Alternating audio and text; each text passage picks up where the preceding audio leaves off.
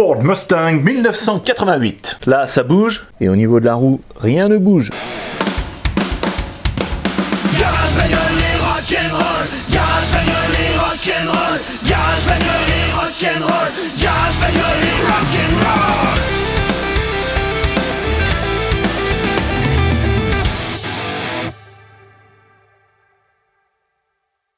Hey, salut à tous, bienvenue sur Garage Bagnole et Rock'n'Roll. Aujourd'hui une vidéo sur la Mustang. Elle a un jeu de malade dans la direction. Il faut absolument que je résolve ce problème parce que là c'est tellement dangereux, je roule plus avec. Allez, on essaye de voir ce que c'est sous le capot. J'espère que c'est pas la crémaillère de direction.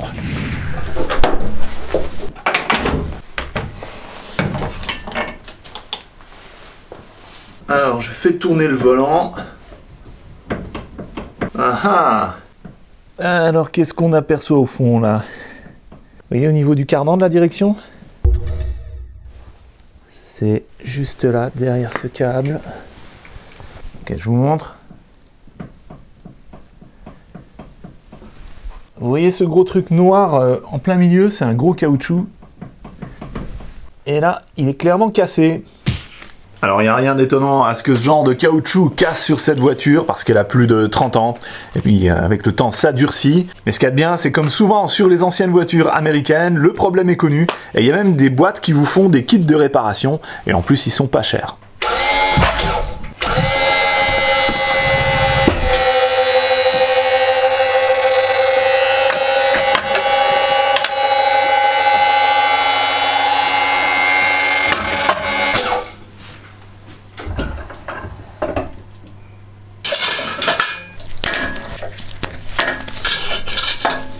Alors, comment est-ce que ça se passe là-dedans? Déjà, tout est rouillé, donc je vais mettre un coup de dégrippant.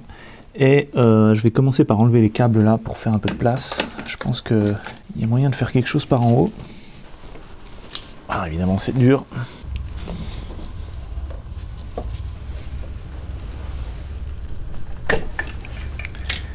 Ok. Alors, donc ici, on a la tige qui monte. Et au bout là, il y a le cardan qui est ici, le cardan de direction. Et au bout là, je ne sais pas si vous voyez, mais j'aperçois un boulon qui tient donc une vis et un écrou qui passent. Ah, c'est difficile à vous montrer. Hein. On voit l'écrou. Voilà, donc l'écrou que je vais tenter de dévisser. Donc, je crois que dans cette vidéo, vous n'allez pas voir grand chose, hein, désolé.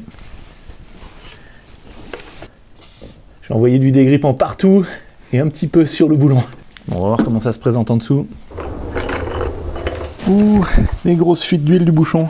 Donc la tige que je vous montrais tout à l'heure, elle est là. La partie qui est cassée, elle est là.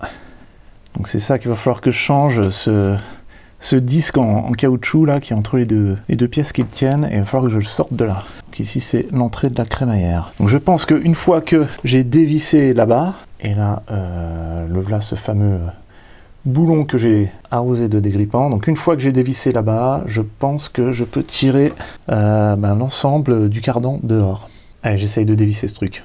Ok, c'est légèrement plus gros que du 15 mm, donc ça doit être des mesures américaines. Je vais essayer le 11/16e. C'est un chouïa trop grand, mais ça a l'air d'être ça. Sinon ça, le 5/8e. Non, 5/8e ne passe pas. Ouais, j'ai que ça, 11/16e ou 5/8e. 11/16e, ça navigue. Qu'est-ce que c'est que cette mesure?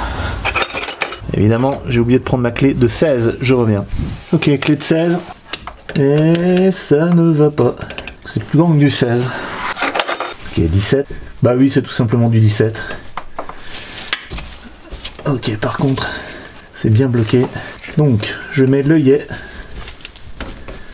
Si l'œillet veut bien rentrer. Oh, elle a déjà été... cet écrou a déjà été manipulé. Parce que l'œillet ne rentre pas. Ok. Voilà, je vais chercher le marteau. Donc, technique de la clé à impact.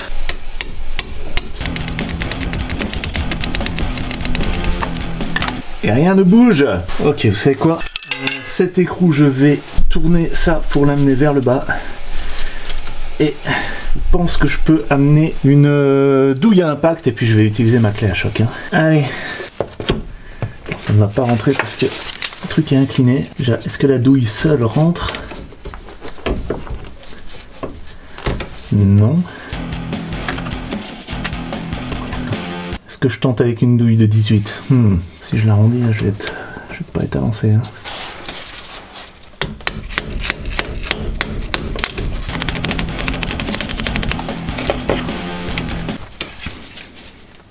Donc quelque chose qui devait se révéler relativement simple devient rapidement compliqué. Puis, si j'utilise un cardan comme ça.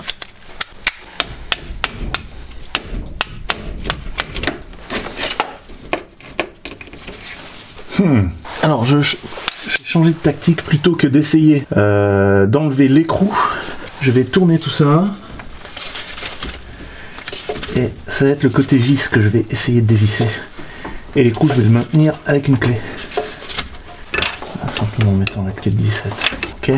Malheureusement en douille à choc de 16 j'en ai qu'une longue. Donc là j'ai pas le choix, il va falloir que je prenne une douille normale. Et puis je vais la monter sur mon cardan à choc et ma rallonge. Normalement il faut pas utiliser les douilles normales avec des clés à choc. Mais voilà, là je fais une exception. Donc à savoir, il y a un risque que la douille explose. Donc bien sûr quand on travaille comme ça, toujours lunettes de sécurité.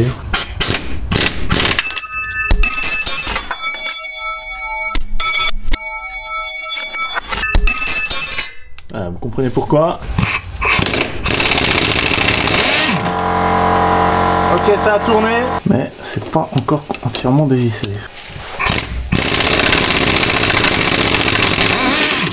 Ok, victoire. Je l'ai eu. Et l'écrou est venu là. Youh. Ok, alors, avant d'enlever, je vais prendre une pointe à tracer comme ça et je vais marquer un repère pour le remettre dans le même sens. Donc ici, là, un trait sur les deux parties. Ok, alors, pas l'air de vouloir beaucoup bouger. En bas ici, il y a une vis qui a l'air de tenir par là, mais c'est bien grippé. Je vais mettre du dégrippant. Avant ça, je fais aussi une marque. Donc là c'est un petit peu spécial comme vis, ça doit être du 12 pans. Ouais, 12 pans de 11 mm. Là, ça rentre. Et maintenant il faut débloquer ça, donc j'ai un cliquet extensible en quart de pouce, ainsi qu'une petite barre de force avec un convertisseur. D'abord essayer avec la barre de force, en espérant que ça ne va pas tout péter. Ok, il n'y a rien qui vient. Oh la vache. Ok, je vais chercher un truc plus costaud.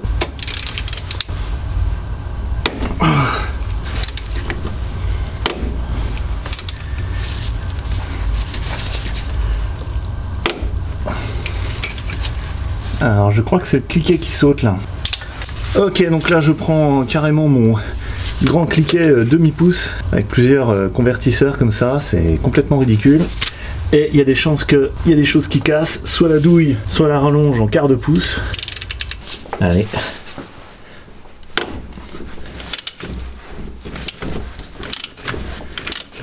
Est-ce que ce serait la vis en fait qui viendrait? Parce que là ça a l'air d'aller. Est-ce qu'on se dirigerait pas par hasard vers une petite victoire? Il semblerait que oui. Celle-là j'y crois pas. Bon, maintenant la douille est prise dedans, il va falloir que je la sorte. J'irai faire ça sur les tours. Ok, alors maintenant qu'on a sorti ça, est-ce que ça veut bien venir? Bien sûr que non. Donc maintenant il va falloir décoincer ça. Je vais chercher un grand burin.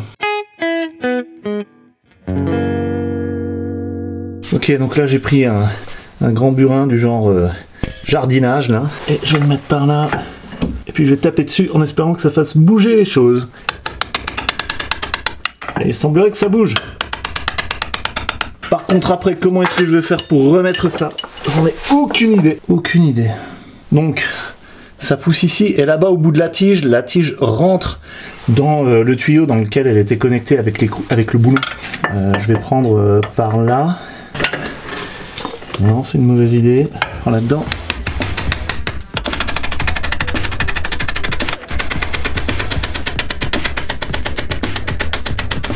Ok, elle est sortie. Franchement, je sais pas comment je vais faire pour le remettre dedans après. C'était dur de le sortir, donc pour le faire rentrer. Alors évidemment, ça là-bas maintenant, ça ne veut plus descendre. Donc, Il me faut une barre de levier. Bon, j'ai pris ma plus grande.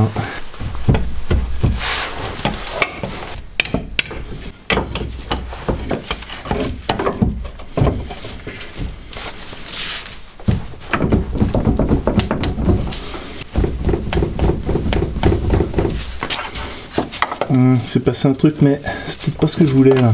Ok, bon. Chercher un petit marteau.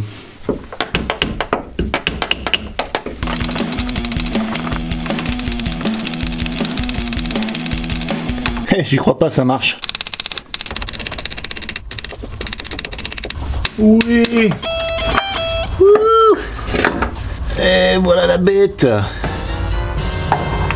Alors voici la fameuse pièce vue de près. Donc ici, on a le cardan de direction. Et ici, c'est la partie qui a cassé. Là, on voit les cannelures pour éviter que ça ne tourne au niveau de la crémaillère, au niveau de la jonction avec la crémaillère. Et là, on voit notre partie caoutchoutée qui est cassée. Alors, c'est tenu, déjà, il y a 2 boulons qui sont ici. Et ensuite ici c'est 2 rivets. Donc les boulons je vais les enlever et je vais les remettre après. Par contre les rivets, voilà, je vais leur couper la tête et après dans le kit, normalement il y a de quoi les remplacer. Alors c'est du 14 et je vous avoue que j'ai pas envie de me prendre la tête à y aller à la main. Donc je vais prendre la clé à chochoc. Si ma douille veut bien rentrer. Et ma douille ne rentre pas. Oh. Ok, alors je vais faire dans l'autre sens. C'est-à-dire un truc comme ça, tenir de ce côté-là et dévisser là.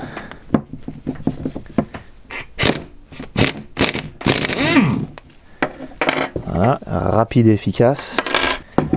Ok, ça ne s'enlève pas.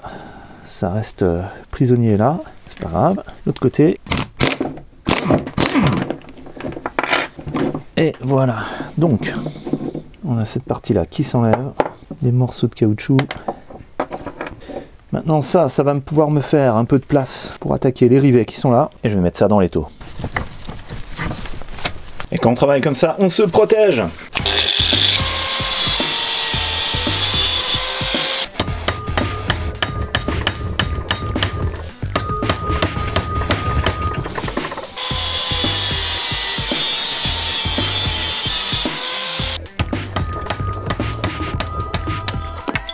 Et de une.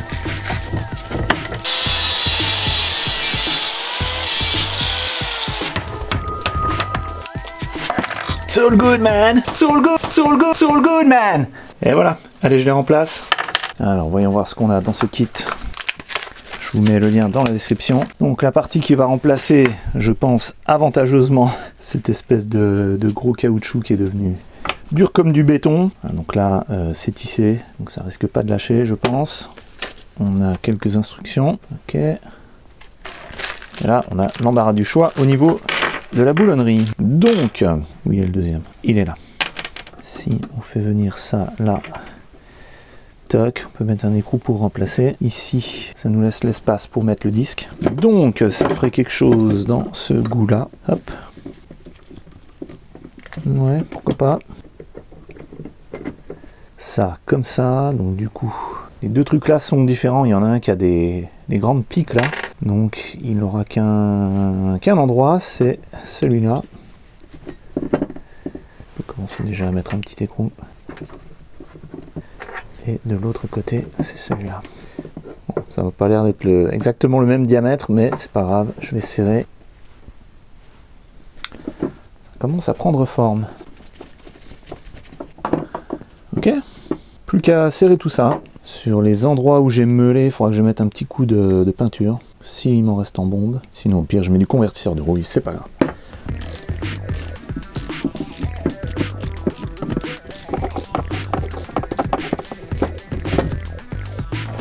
Et je crois que je me suis trompé. Ici, là, il y a un truc qui a un diamètre plus gros que celui de l'autre côté. Et je crois que celui de l'autre côté, là, il va venir ici au niveau du pincement pour ne pas gêner. Donc, je redéfais.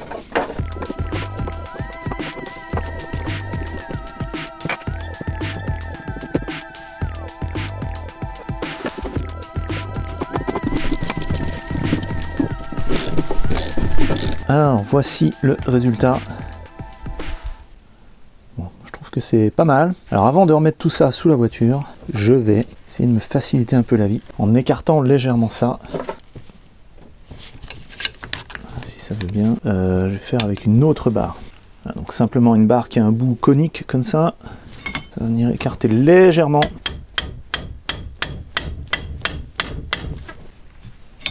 Cette mâchoire et surtout je vais mettre de la graisse. Toujours au doigt. Hein.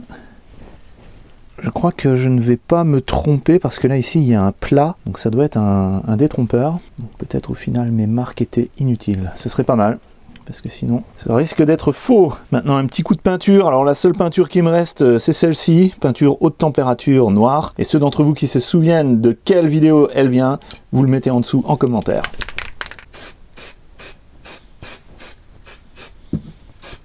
Voilà, c'est pas terrible, mais ça fera le travail. Et tandis que revoilà la sous-préfète, nous revoilà sous la Mustang. Et je vais remettre en place le cardan entre ces deux points. Donc, alors vous me connaissez, hein, mon montage c'est toujours graisse, graisse, graisse. Je trempe le truc dedans. Voilà. Sur cette partie-là, il y a aussi un détrompeur. Il y a un côté qui est creux et l'autre côté qui est plat, donc on ne peut pas se tromper en fait. C'est quand même pas mal fait, hein. Chapeau aux ingénieurs de Ford. Et là, il faut que je le fasse rentrer, mais jusqu'au bout, quoi.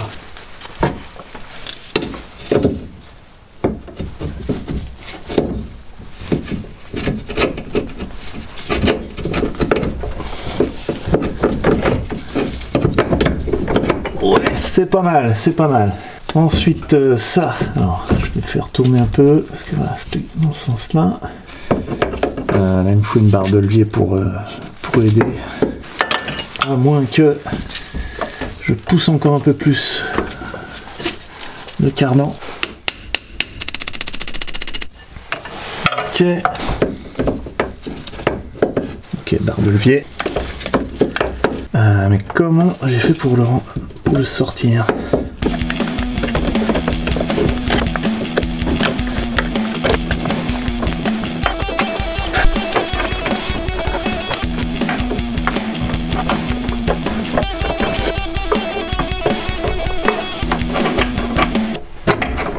Oui, presque. Oh oui, pas mal. C'est pas mal. Allez, plus qu'à le faire descendre.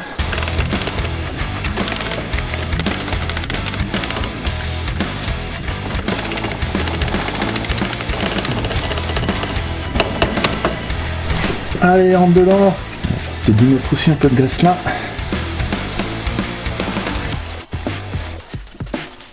Allez, on y croit. Ça va venir.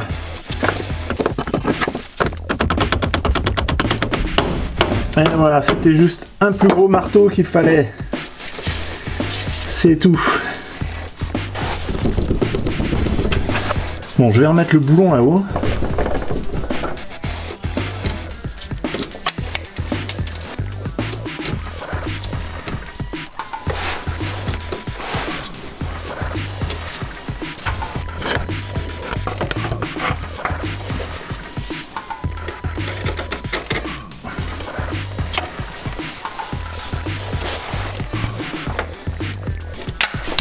Ah, j'ai failli me le prendre.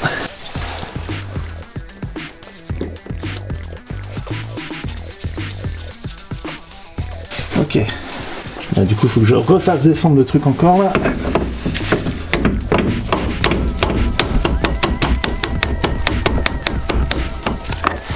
Et il ne veut plus descendre. Ah si, en faisant comme ça, hop. Et je remets la vis.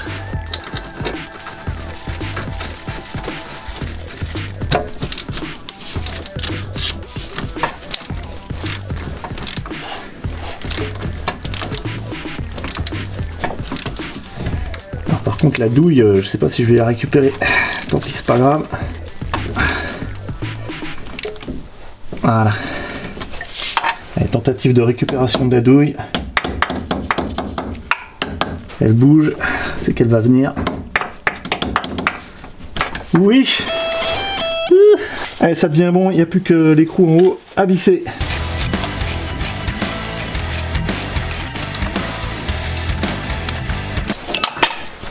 Ah, je failli me la prendre dans les dents. Ça c'est pas évident, hein, de visser en dessous comme ça. Avec un cardan rallonge. Et en plus la clé qui nous tombe dans les dents. Plus toutes les saletés.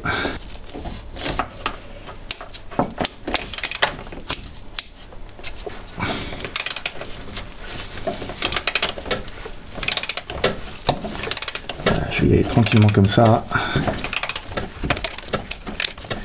Espérons que la clé continue de tenir d'elle-même. Ça a l'air d'être serré là. On va dire que oui. Donc là, pas moyen de mettre une clé dynamométrique avec tout ça. De toute manière, j'ai même pas le couple. Mais voilà, donc c'est serrage au pif. Voilà. Et ben, job done, hein. Et ben, on dirait bien que le boulot est fini.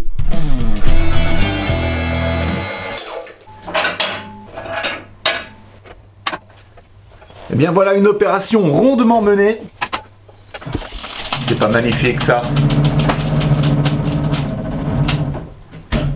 Bon, il n'y a plus du tout de jeu. Évidemment, avec ça, la direction est assez souple. Je retrouve la direction telle qu'elle était d'origine. Voilà, pour moi, la réparation est bonne. Je ne vous emmène pas faire un test sur route avec la voiture pour deux raisons. La première, c'est parce que le contrôle technique est expiré dessus. Bah ouais, j'ai pris du retard et puis voilà, il fallait que je répare ça avant de la présenter au contrôle technique. Et j'ai encore une petite fuite à l'échappement qu'il va falloir que je résolve avant de la présenter.